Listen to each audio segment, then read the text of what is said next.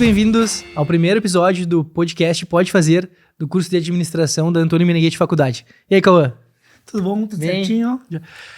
O podcast voltado para os jovens do curso de administração, então os jovens da ANF e também todos os jovens que têm interesse em conhecer um pouco mais sobre o empreendedorismo, sobre liderança. Hoje estamos aqui com o senhor Roberto Argenta, proprietário da Calçados Beira Rio, que é um exemplo de liderança, um exemplo de empreendedorismo no Brasil e no mundo. Senhor Roberto. Obrigado, estou aí para contribuir.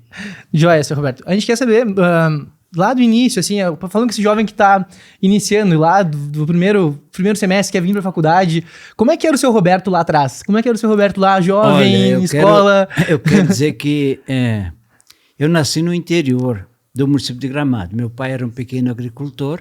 Uhum. Eu, com 6, 7 anos, trabalhava na roça, fui até os 11, estudando lá e trabalhando. Depois, eu fui num colégio de padres, Seminário São José de Gravataí. Fiquei 7 anos lá, foi muito bom, uma educação formidável, principalmente pela rigidez, tinha que levantar cedo, trabalhar, praticava esportes, estudava, foi para mim muito bom. Após isso, como meu pai era um pequeno agricultor, meu sonho era ser agrônomo para ajudar os pequenos agricultores. Sim. Mas aí eu fiz vestibular para agronomia, não passei na Universidade Federal, mas aí como eu tinha que trabalhar, eu tinha que buscar outro curso. Sim. Aí fiz vestibular para administração de empresas e passei na segunda opção, que era ciências contábeis. E foi bom, porque administrar precisa de números. E ciências contábeis você aprende a administrar e aprende a cuidar dos números também. Foi muito bom esse período também. Eu trabalhava e estudava. Dentro desse trabalho, eu quero dizer que eu comecei como office boy na época. O que era office boy? Ele ia nos bancos, ele caminhava pela cidade, fazia todo o serviço de rua. Não tinha motoboy, era tudo de ônibus ou a pé, né? Correndo para tudo que é lado, mas deu uma aprendizagem muito grande. Isso já em Porto Alegre, daí? Isso já em Porto Alegre. Morava numa pensão, né? Pensão São Jorge, não me esqueço. Num quarto, nós estávamos de 3 pessoas, quarto pequeno, mas tudo isso valia a pena porque eu queria crescer. E aí fui, nesse primeiro emprego, como eu andava na rua, fui convidado por uma corretora de valores, na época era Antônio de Lapierre. Trabalhei um tempo lá na contabilidade. Depois fui trabalhar numa outra corretora, que era corretora Weinstein. Eu tinha, eu acho, 19, 20 anos, eu fui operador na Bolsa de Valores do Rio Grande do Sul. Comprava e vendia ações. E foi uma experiência muito boa esse trabalho nessas empresas, né? Aliás, antes disso, o primeiro emprego, na verdade, foi numa loja de tecidos, na Voluntários da Pátria, Tecidos Friedman, eu acho que ainda existe. Fui lá medir tecido nas peças, etc, né? Mas lá fiquei uns 15 dias lá e não deu. Não certo. Não deu. Mas aí depois engrenou, né? E trabalhei nessa de office boy. Depois trabalhei no escritório, na contabilidade, na parte financeira também. Foi, enfim, um aprendizado muito grande esse período. E aí, naquela época lá em Igrejinha, havia todo o mercado de calçado estava aquecido, porque havia muita exportação para os Estados Unidos. E aí eu fui para lá, começou a fábrica, tinha 7 empregados, nós tínhamos uma máquina de costura emprestada, quem fazia a faxina da fábrica era eu, quem limpava os banheiros era eu, mas tudo isso é bom, é aprendizado, né? É aprendizagem. Trabalhava sábado, domingo, enfim, e fui trabalhando num galpão de madeira coberto de zinco na beira do rio, por isso o nome Calçados Beira Rio. Sim. E não entendia nada de sapato, porém fui aprendendo. Tanto que a primeira máquina de montar sapato, que na verdade eu comprei. E aí o pessoal dizia, não, mas isso aqui não funciona, tem que ser montado à mão, não sei mais o que, papapá, né? E ninguém queria botar a mão na máquina. E aí já uma coisa, eu fiquei lá trabalhando 2 dias naquela máquina, mostrando para eles que funcionava. E aí aconteceu. Depois, na sorte que a gente teve, sorte não, a gente, tudo que ganhava, guardava o dinheiro, investia. Aí conseguimos fazer um prédio de alvenaria, na beira do rio também. E logo em seguida deu uma enchente. Nesse prédio de madeira entrou uns 2 metros de água. Mas uma semana antes a gente tinha se mudado. E aí, a partir dali, a gente foi crescendo, sempre com 2 coisas importantes, né? Muita disciplina e investir, né? Investir. Aí, me lembro que a primeira feira de sapatos que nós participamos foi na FENAC, em Novo Hamburgo, e a gente conseguiu um canto lá no fundo do corredor, ninguém ia até lá. Ninguém queria. Ninguém ia até lá, né? Aí o que eu fiz né? Fiz um teatro lá. Toma. Peguei outra pessoa lá, senta ali, né? Vamos botar o sapato aqui, tu vai escolhendo e eu vou fazendo pedido aqui. Né? Eu vou fazendo pedido. Aí eu tinha um gerente de produção, que era um alemão lá de 2 irmãos, não me esqueço. Ele ficava lá no fundo assim, vim aqui comprar sapato bom, bonito e barato. Ficava gritando para alguém ir lá. Né? Pra alguém ir só tirando pedido lá. E aí, aí fui eu entendia da parte administrativa, comecei a entender um pouco de produção, e aí comecei a me envolver nas vendas, né? E desde lá aprendi uma coisa, né? Se tem venda, a lavoura está salva. Então era buscar venda. E aí foi, né? Aí foi crescendo, enfim, chegamos até hoje aqui. Sim. E, seu Roberto, lá nesse início ali, enfim, o senhor trabalhou com os outros empresários também, como é que era o seu Roberto nesse momento ali? Enfim, como é que era o contato com os lideranças? Como é que era, queria crescer? Como é que era o seu Roberto nessa época? Olha, na verdade, lá tinha um empresário que era o maior empresário de Igrejinha da região, que se chamava Almiro Grins, Calçados Picadilha, então, existe hoje, né? E era um senhor que eu gostava dele, a gente falava, enfim, eu pedia conselho para eles, porque nós era da diretoria da igreja, então através da igreja conheci ele, né? E aí me lembro que um dia lá eu tinha um cheque lá de um cara do Nordeste, lá que não sabia se ia e voltava, etc. Aí fui lá no seu Almiro, olha, eu estou precisando de dinheiro, eu tenho esse cheque aqui. Está bem, me dá o cheque aqui. Ele me trocou o cheque, devia ter uns 60 dias para frente. Aí disse, eu juro. Não, tu está começando, não tem juro. Então, eu aprendi muito com essas coisas, os empresários mais velhos, né? Porque eles gostavam de ver alguém crescer. Gostavam de ver alguém crescer, desenvolver. E aí foi muito importante isso. E a gente vê, né, que a escola de um líder sempre é outro líder, né? Então a gente vê como outros líderes fizeram parte. Seu Roberto, eu tenho uma dúvida que a gente também fala, né? O próprio professor Meneghetti fala que o líder é aquele que vê e faz, né? E aí, quando o senhor vê a oportunidade de sair da empresa onde o senhor trabalhava, vê a oportunidade no setor de calçados, o que faz o senhor pensar, esse negócio é para mim? Porque, querendo ou não, é uma mudança, né? É uma saída da zona de conforto. Na verdade, eu trabalhei durante um tempo numa empresa de auditoria importante, que era a Price, a mais importante do Brasil que tinha, né? E fazia a revisão do que os outros faziam. Você, não, eu vou fazer. Chega de ficar olhando o que os outros fazem, eu vou fazer. Aí deu o impulso de aparecer um negócio e eu fui, né? Apareceu uma oportunidade de negócio, eu fui. E aí, meu pai, na verdade, tinha se mudado lá da Serra Grande, lá do interior, para a Igrejinha.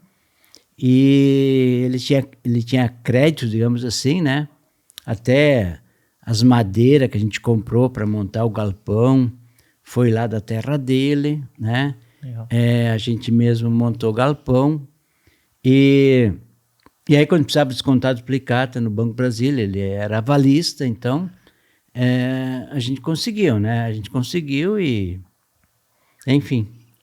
E para esse jovem, seu Roberto lá, que está também iniciando, que quer iniciar um negócio, não precisa ter todo o capital do mundo, tem que iniciar com aquilo que tem, conforme que tem, e aí depois com o senhor ir reinvestindo. Foi esse o caminho do senhor? Foi, sem dúvida. Mas o que eu digo para os jovens é o seguinte, ele quer ter um negócio, primeiro trabalha de empregado um tempo. Isso é uma verdade, né? Legal. Trabalha de empregado um tempo e trabalha muito, né? Tu tá trabalhando para aprender.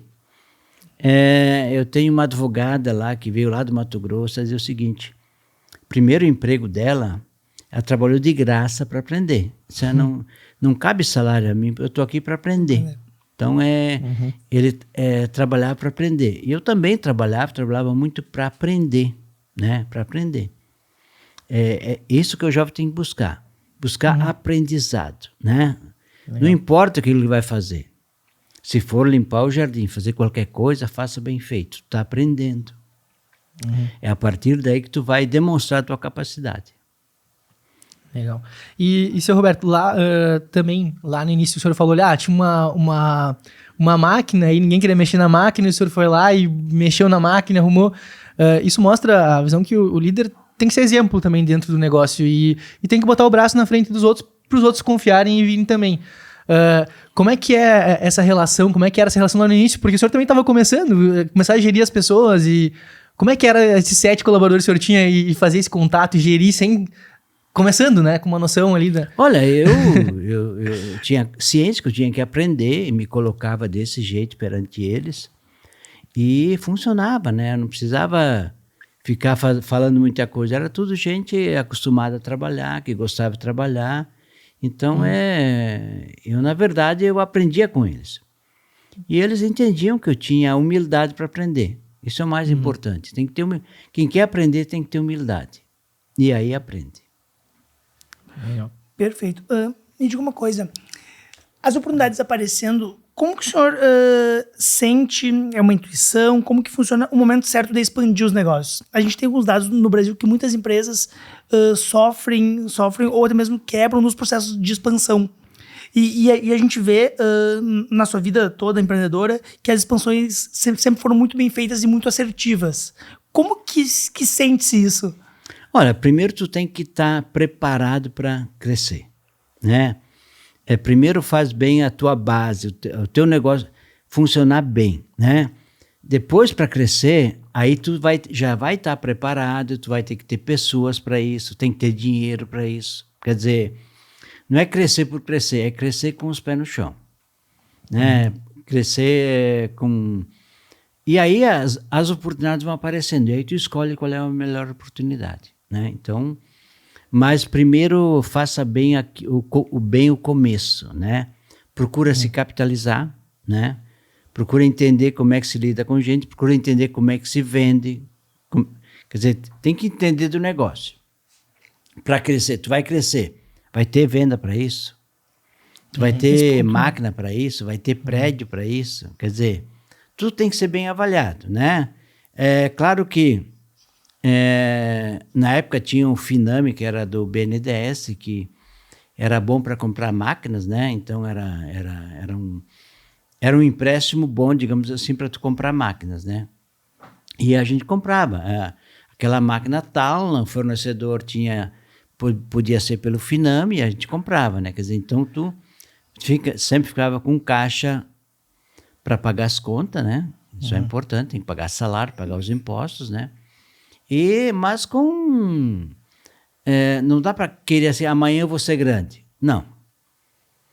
Tem que dar o tempo necessário para isso. Pode sonhar, sim, porém com os pés no chão. Esse processo de imediatismo é algo que os jovens mesmo, e a gente pensa nisso, né? Porque a gente vê os empresários grandes e a gente não entende toda essa base que tem por trás para chegar até lá, né? Exato, o trabalho que tem atrás disso, né? Seu Roberto, aí nós temos a Beira Rio indo super bem, E quando começa a ideia de diversificar os negócios? Em hotéis, nós temos termas, até mesmo a fabricação do azeite de oliva. Qual foi o primeiro processo de diversificação dos negócios? Primeira empresa? Olha, na verdade, a base é Calçados Beira-Rio. Aí eu conheci o professor Meneghetti e ele tinha uma propriedade aqui. E eu me integrei aqui e a gente começou ele pedia para a gente investir junto com ele e a gente começou a investir. Essa diversificação foi muito mais para tornar o projeto do professor Meneghetti viável, né, e se expandir, do que uma vontade de diversificar. E aí, assim, a primeira obra que eu participei junto com o professor foi do Hotel Capos Orial. Onde a gente botei dinheiro lá, etc. Não tenho nenhuma participação, nada lá. Comprei uma área de terras ali, onde é que está, ali embaixo, como é que é, no Zorial ali. Dei para o professor, né, quer dizer, porque eu queria que o projeto do professor fosse adiante. Por quê? Depois de tudo que eu tinha passado na vida, eu vi que o professor Meneghetti tinha uma proposta que valia a pena viver por isso, né? Depois de muitas, digamos assim, até decepções na vida, eu disse, para que a gente vive? Tem que ter um sentido maior. E com o professor Meneghetti eu entendi que a vida tem um sentido maior, mas tem que fazer. E aí, aí estando aqui, depois de construir o Capos Orial, tinha mais 2 empresários junto. Aí começamos a campanha para fazer a faculdade. E eu me lembro que no Natal, acho que era no Natal que o professor estava aqui, eu peguei lá uma folha de papel e aí o professor me disse, olha, bota a quantia alta, né? Que tu vai contribuir, e aí bota o Hermes Gazola vai querer fazer igual. E aí sei lá, nós arrecadamos dinheiro para construir o prédio da faculdade, primeiro prédio. Claro, o pessoal contribuiu durante 24 meses, etc., né? Mas o forte da faculdade é exatamente isso. Por quê? Não foi dinheiro do governo, foi dinheiro de ninguém. Foi a participação dos empresários para a construção do prédio, enfim. Por isso é um exemplo de faculdade. E mais que isso, né? Os empresários todos aliados àquele projeto, né? O projeto de vida tanto do professor ia muito de encontro ao projeto dos empresários também, né? Sem dúvida, né? Sem dúvida. Os empresários entendiam o projeto do professor, sabiam que era bom para a vida deles, né? Eu nunca ganhei dinheiro no Recanto Mestre, né? Eu só botei dinheiro aqui. Por quê? Porque isso me deixa feliz, né? E me faz eu ser mais, né? E aí, a Beira-Rio me dá suporte para poder fazer isso. Já vi o senhor falando dos 2 amores do senhor, né? Beira-Rio e o Recanto, né? Como que foi a relação lá no início com o professor de ter um outro líder também dando as diretivas, falando, agora vamos fazer isso, agora vamos fazer aquilo. Como é que era o senhor também naquele momento? Até porque o senhor já era um grande líder já era um grande época, líder, né? No negócio, Olha, mas quem mandava era o professor. Quem mandava era o professor. E a gente fazia o que ele dizia, né? E como ele queria o bem da gente, sim. E ele nos educava também. Enfim. O empenho dele era formar outros líderes, sim. Esse era o empenho dele. Esse era a próxima pergunta, né?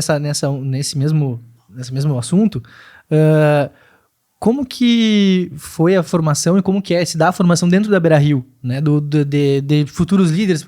Porque eu sei que o senhor tem os diretores que estão há bastante tempo com o senhor, que praticamente formados dentro da Beira-Rio com o senhor, né?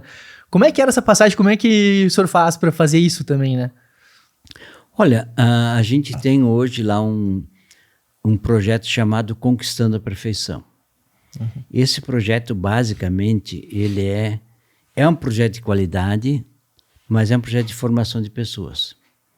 É um projeto que até o Marcelo, meu filho, vai publicar um livro sobre esse projeto, onde mostra o quanto você consegue formar pessoas, né, através de um método.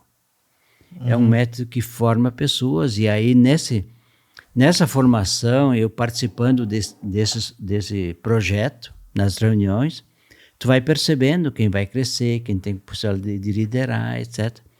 E os diretores também percebem quem eles podem apostar. Porque é um projeto de qualidade, porém é um projeto de formação de pessoas. Vou dar um exemplo assim, ó. Se digamos aqui na região central do estado, a gente tem 5 representantes comerciais, um para cada marca, etc., né? E aí, todo mês eles prestam conta dos números deles, e todo mês eles falam das ao menos 3 ações bem-sucedidas que eles fizeram.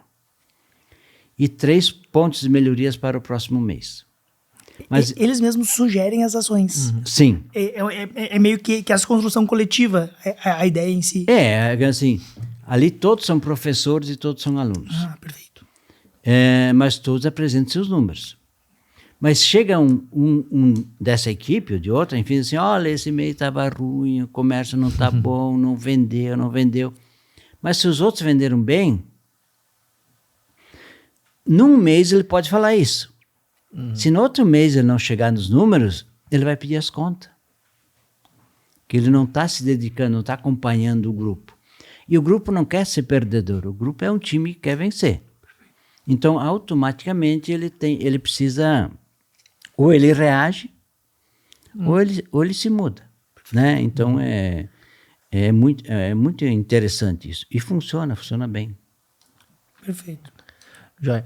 E dentro ali você explicou bem como funciona o Conquistando a Perfeição, né? De modo como é que foi a criação disso? De onde é que surgiu a ideia? Na verdade, é o seguinte, ó.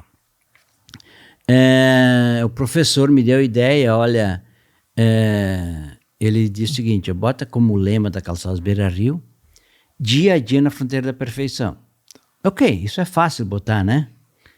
Mas como é que eu vou praticar isso, né? Eu vou botar o lema, né?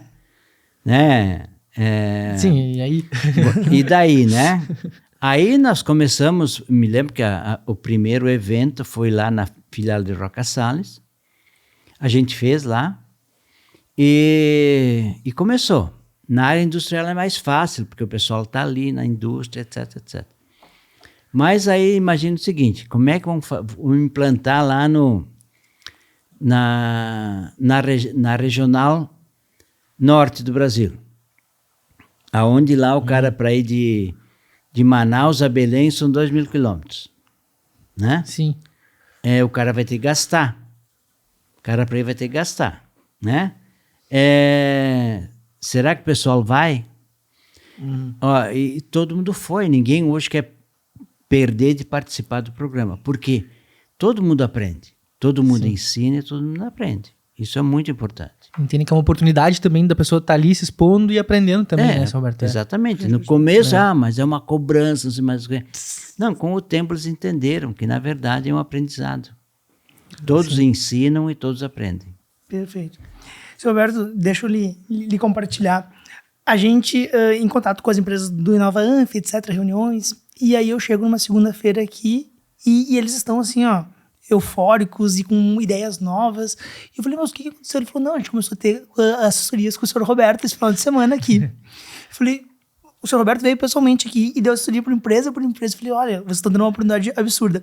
Como que surge essa vontade ou até mesmo essa motivação de, com todas as suas compromissos, etc., tirar um tempo aqui para conseguir alinhar as empresas desses jovens, que 11 empresas que estão aqui dentro, num processo de incubação, crescendo e precisando disso realmente? Olha, eu acho que os jovens precisam de alguém que ajude a orientá-los, né? Porque, especialmente, o que eu vejo hoje em dia é o seguinte, né? Todo mundo quer fazer algo ter um aplicativo, não sei mais o que, papapá, etc. Só que o aplicativo não gera comida, não gera roupa, não gera... então, tu tem que começar a dizer assim, ok. Aliás, teve uma aluna, né, assim, mas não me lembro exatamente o que ela falou, né? Sim, mas tu tem que pensar que isso aqui tem que render, né? É um negócio que tem que render. O que tua mãe faz? Não, ela cuida de um armazém. Como é que é o controle dela lá? É no caderninho. Então tá. Então tem que começar a pensar numa coisa bem prática, objetiva.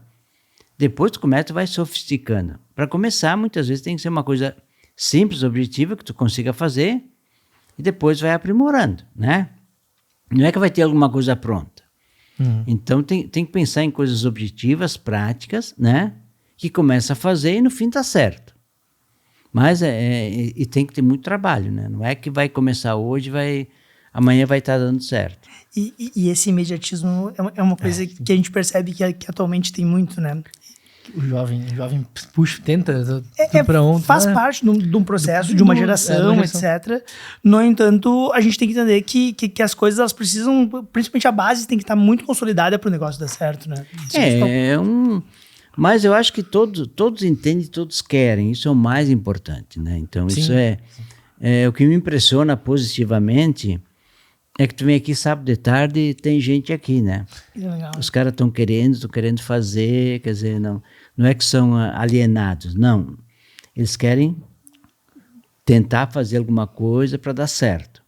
Isso é ótimo, isso aí são jovens diferenciados, né? E a gente tem que ajudar, né? Porque é oportunidade para eles, né? E se a gente ajudar, tudo bom, vai ser bom para eles, para a sociedade. Vai ser bom para a faculdade, né? Porque a gente vê que hoje os jovens não tiveram a história que eu tive, outros tiveram, né? Que desde criança trabalhando, né? Aliás, dizer para o pessoal o seguinte: trabalhar desde criança não faz mal, viu? Não faz mal nenhum, aliás, faz muito bem para a saúde. O que faz mal para a saúde é não trabalhar. Isso é uma verdade, né? É não trabalhar. Então, eu acho que nós temos que começar a conscientizar a sociedade brasileira, os políticos brasileiros, que o trabalho é um negócio bom, é um negócio fantástico, né? Quer dizer, não importa se trabalhar 7, 8, 10 horas por dia, trabalhar faz bem para a saúde, faz bem para a mente, porque mente vazia entra porcaria, né? Então, não, verdade, né? Quanto mais a pessoa estiver ocupada fazendo alguma coisa útil, é melhor para ela, é melhor para todo mundo. E é um exemplo. E hoje, seu Roberto, agora para o senhor, ele falando nesse viés do trabalho, você sabe que bota o braço, se envolve com um monte de coisa. Como que o senhor gere isso no seu dia a dia? Como é que faz para estar ali ativo? Porque lá no início tinha que botar a mão na fábrica. E agora, como é que o senhor faz nessa relação com o trabalho? Qual que é a missão maior do seu Roberto nesse sentido? Olha, eu não consigo ficar sem trabalhar. Sim. Né? Então, isso aí legal. A pior coisa que tem é dizer, tu não pode mais trabalhar. Aliás, eu quero dizer o seguinte, né? Eu já tenho carteira assinada desde os, sei lá, acho 18 anos. E não pedi aposentadoria até hoje. Já estou com 72 anos, né? Não pedi porque primeiro eu não quero ser chamado de aposentado. De jeito nenhum. Esse rótulo eu não quero. E eu tenho que ser coerente, né? Então eu não pedi aposentadoria do governo, nem vou pedir, se Deus quiser, não quero pedir, né? Enquanto tiver força, eu vou fazer, porque é uma alegria. Eu vejo jovens de 88 anos trabalhando, então por que eu não posso fazer a mesma coisa? Se eu parar, eu tenho certeza que vou ficar doente. Então eu não paro mesmo, porque é maravilhoso trabalhar. Então dizer para esses jovens, olha, trabalhem. A melhor coisa que podem fazer, estudem e trabalhem. Perfeito. Estude e trabalha. Não importa, se tu dormir 6 horas por dia, tá bom, não precisa mais do que isso. Se for mais do que isso, fica preguiçoso. Então, sempre procura fazer alguma coisa. Eu me lembro quando a faculdade estava bem no início, eu levantava de manhã cedo, sabe fazer o quê? Molhar as gramas da faculdade.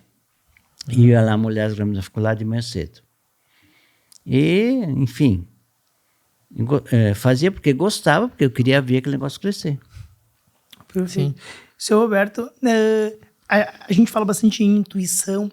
Tem uma passagem na sua carreira que o senhor consegue perceber que a intuição realmente foi um decisor? Daqui a pouco na abertura de alguma empresa, daqui a pouco em alguma decisão?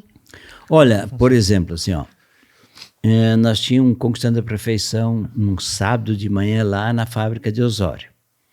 E lá chega a conclusão, olha, vou ter que botar mais uma fábrica. E aí passava por Candelária para vir para cá, disse, vou entrar na cidade aqui. Aí eu entrei fazendo uma pesquisa, né? Aí entrei numa realzinha lá, tinha uma senhora varrendo pátio lá. Aí eu sabia que ela tinha fábrica de sapato há anos atrás. Disse para a senhora, como é que era quando tinha fábrica de sapato aqui? Ai, meu Deus, era bom. Pronto. Minha pesquisa estava feita. Sim. Aí já passei lá agora onde está a fábrica, lá que era um banhado com um cavalo magro lá, me lembro direitinho. E já disse pro meu diretor assim, ó, vamos comprar aquela área lá, vamos fazer uma fábrica lá. Pronto, fizemos. Aterramos, né? Fizemos a fábrica.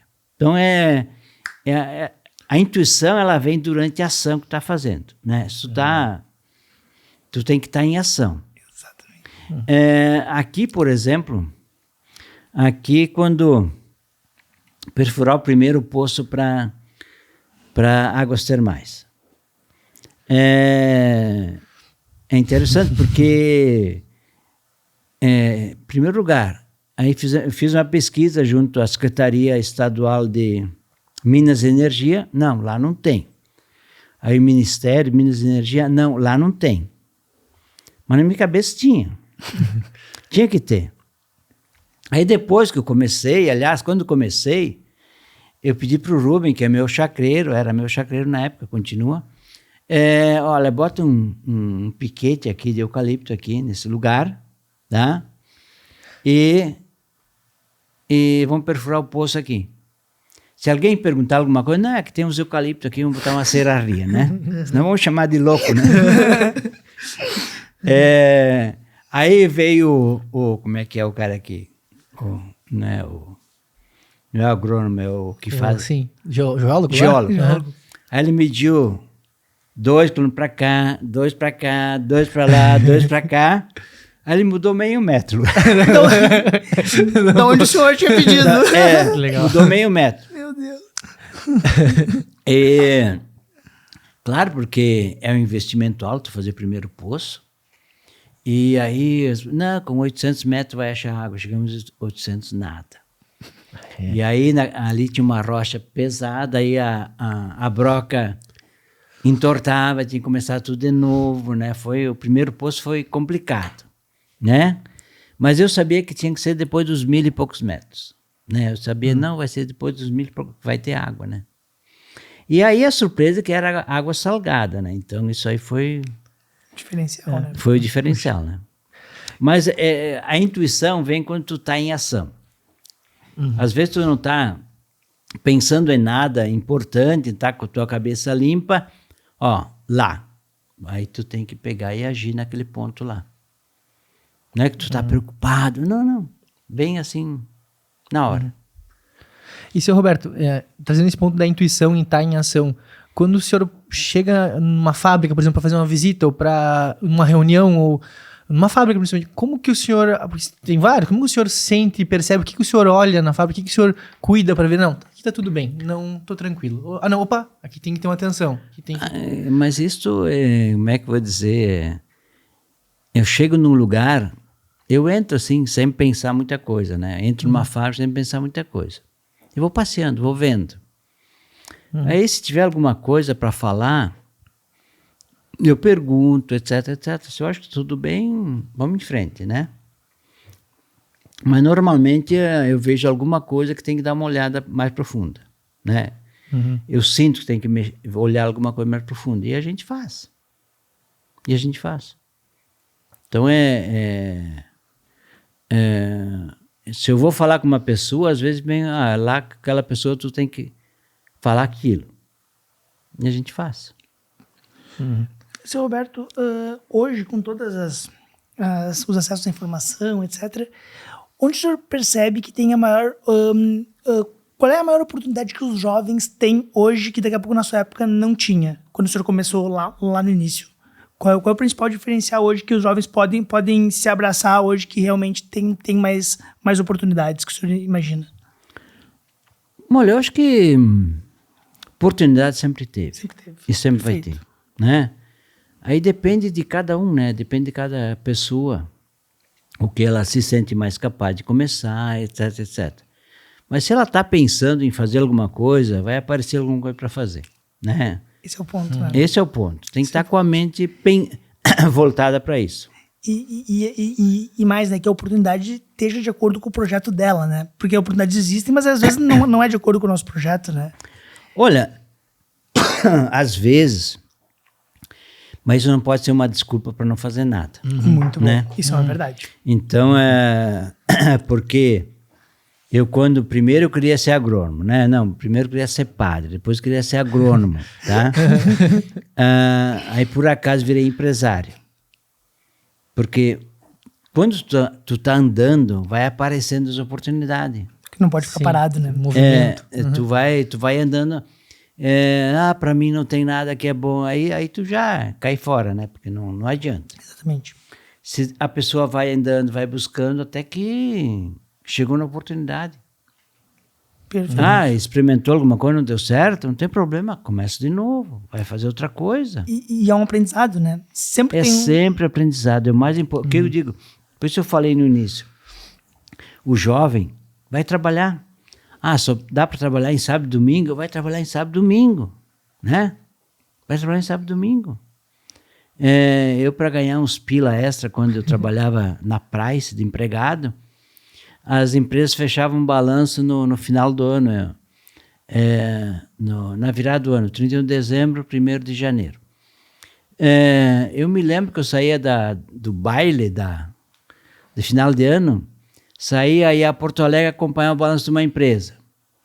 Sem dormir, sem nada, mas, enfim, era jovem, dava para fazer isso, né? Mas aquilo é para mim.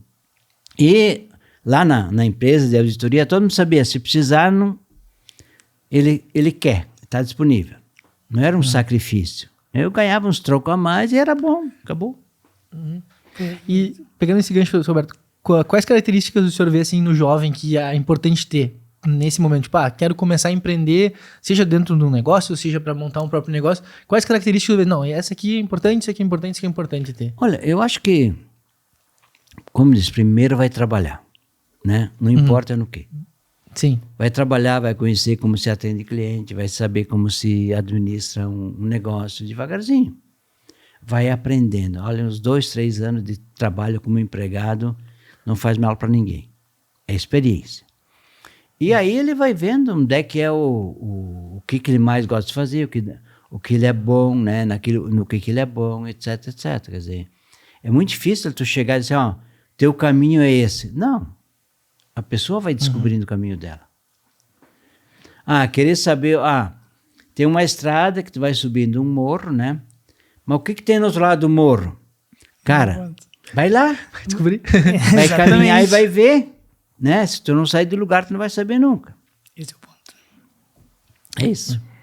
Estamos nos encaminhando para o final já da nossa entrevista e a gente queria te convidar para fazer um bate-bola. Qual que é a ideia aqui, seu Roberto? Que o senhor fale a primeira coisa que vem na sua cabeça quando... São várias perguntas rápidas, seu Roberto. Rapidinhas. 10 perguntas rápidas. Né? Pergunta e resposta. Me diga uma coisa. Café ou chimarrão? Chimarrão. Chimarrão. Calçado feminino ou masculino? Masculino. Não, pra vender. Achei que eu tinha essa resposta. Legal. Chinelo ou calçado fechado? Eu prefiro chinelo. Para eu usar. E para vender? Para vender sapato. Né? Trabalhar de manhã ou trabalhar de noite? Olha, eu prefiro de manhã cedo. Manhã cedo. Um acerto que mudou tudo na sua vida? Conhecer o professor Meneghetti. Um livro que todo empreendedor deveria ler? Psicologia do Líder, Antônio Meneghetti. Uma frase que o senhor lembra que ela guia a sua vida? Arte de saber servir. Uma habilidade essencial para empreender. Uma habilidade essencial para empreender. Olha, se sentir responsável por si mesmo e não querer depender de favor de ninguém, sabe, né?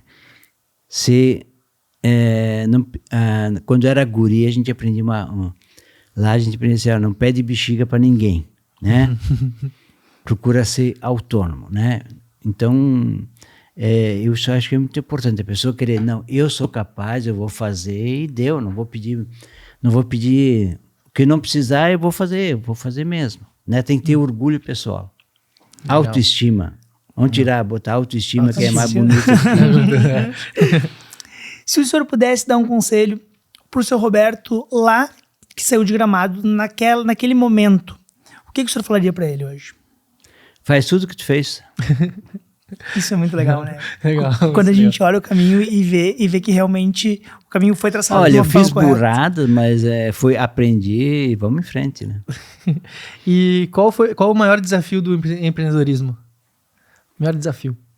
Olha, o mercado é cheio de crises e tem que saber sobreviver às crises, né? Então isso é muito importante. Saber se capitalizar, né?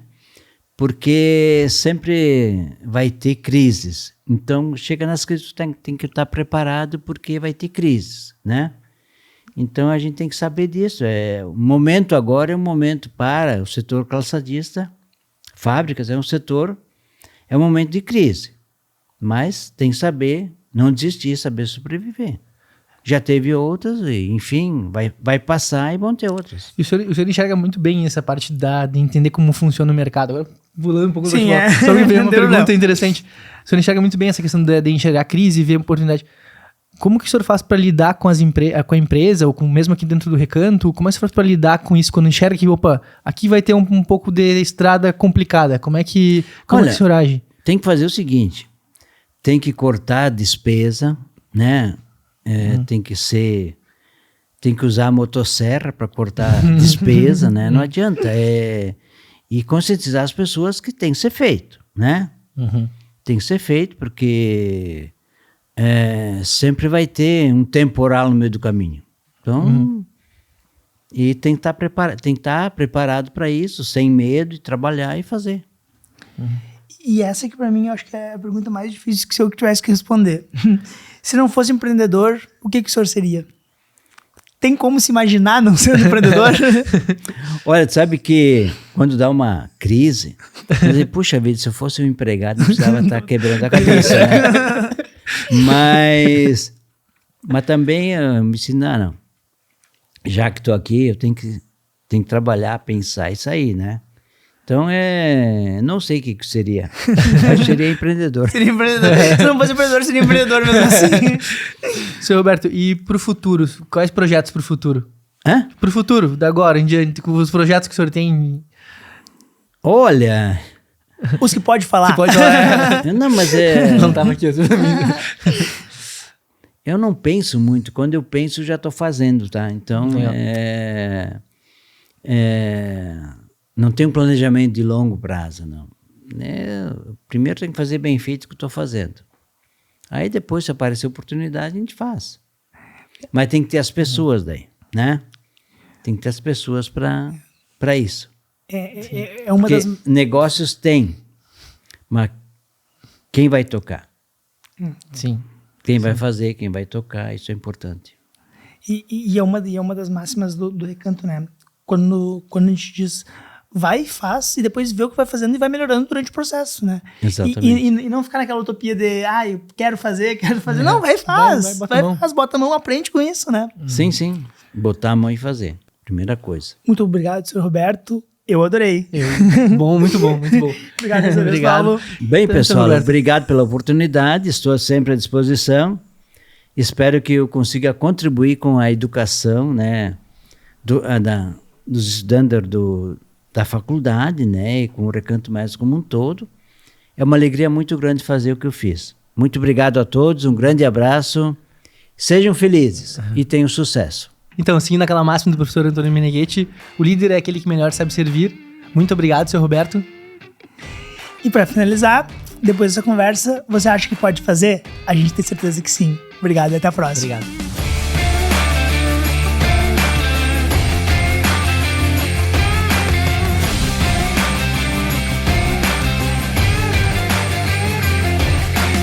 Agradecemos, então, a Antônio Meneghetti Faculdade, a Fundação Antônio Meneghetti, pela oportunidade de estar aqui criando esse podcast, montando esse podcast para o curso de administração e para todos os jovens da região, jovens daqui que queiram vir estudar com a gente, que estudam conosco também.